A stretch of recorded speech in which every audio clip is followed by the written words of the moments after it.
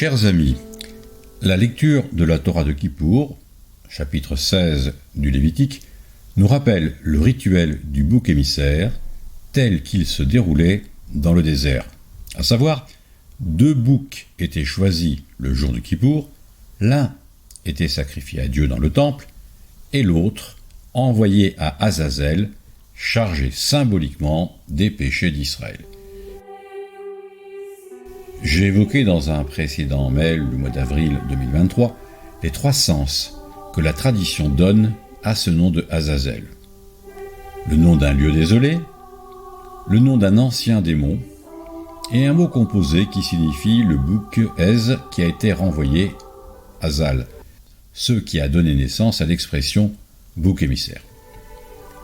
Le bouc émissaire est la croyance dans les démons. Même si le terme d'Azazel a pu autrefois désigner un démon, le monothéisme est incompatible avec la croyance dans des démons. Et ce bouc émissaire, chargé de nos fautes, que l'on envoie dans le désert, n'est pas une manière d'apaiser ou de vouloir se concilier des forces maléfiques dont on craindrait les effets. Pour le judaïsme, c'est l'homme qui est seul responsable de son sort et en aucun cas des démons ou le mauvais œil dont il faudrait se protéger par des procédés magiques ou incantatoires. La fonction du rituel du bouc émissaire. Les 2 boucs renvoient à 2 fonctions distinctes du rituel de Kippour. Premièrement, purifier et décontaminer le tabernacle des impuretés accumulées en raison des fautes des enfants d'Israël.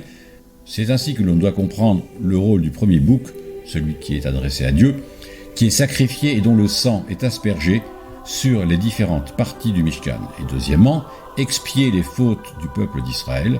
Et à cet effet, on envoyait le second bouc à Azazel, chargé symboliquement des fautes d'Israël dans un lieu sauvage dont il ne devait pas revenir. Un sens symbolique du bouc émissaire. Sur un plan symbolique, le bouc émissaire renvoie à la création du monde, Bereshit 1er chapitre.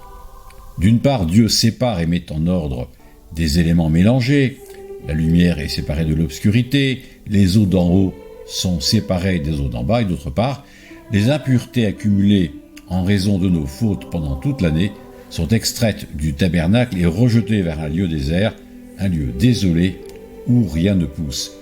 Le rituel du bouc émissaire revient donc à remettre en ordre ce que nous avons corrompu par notre comportement fautif, à l'image de la création du monde qui procède à une remise en ordre des éléments confus, mélangés et inquiétants comme le rocher, obscurité, le tohu-bohu, chaos, ou tehom, l'abîme.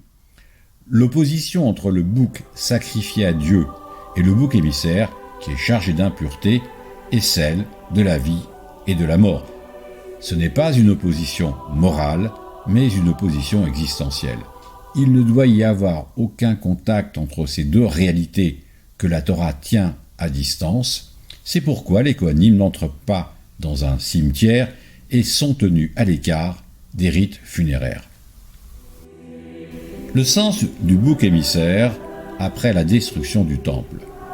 Après la destruction du temple, le judaïsme rabbinique opère une transition du sens de Kippour vers une dimension essentiellement morale et religieuse. Aujourd'hui, il n'y a plus ni temple, ni grand prêtre, ni cérémonie du bouc émissaire.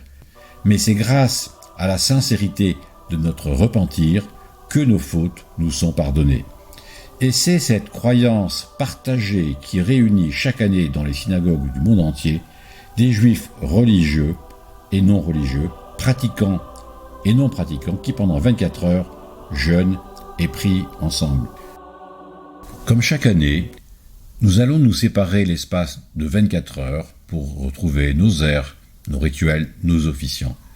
Mais nous ne devons pas oublier ce qui nous rassemble le jour du Kippour. C'est la conviction que nous appartenons à un seul peuple qui jeûne, prie et espère en un avenir commun où chacun ait sa place dans le respect des différences. Gmar Khatima Tova.